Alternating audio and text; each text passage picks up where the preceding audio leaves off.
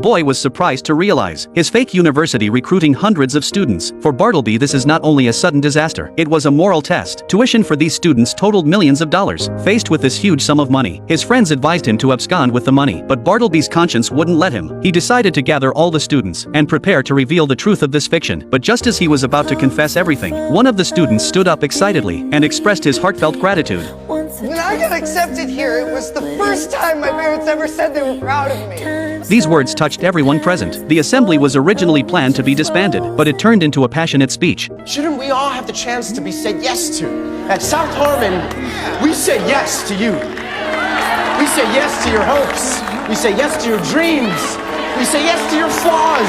So welcome. Welcome to South Harmon Institute of Technology.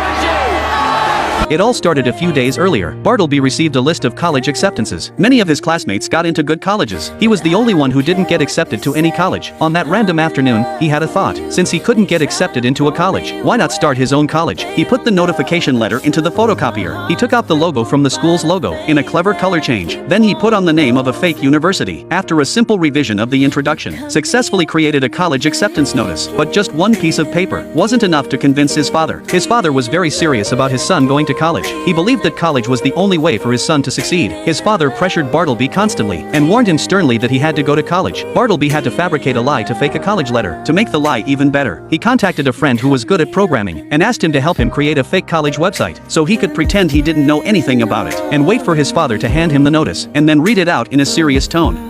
Congratulations, you've been accepted!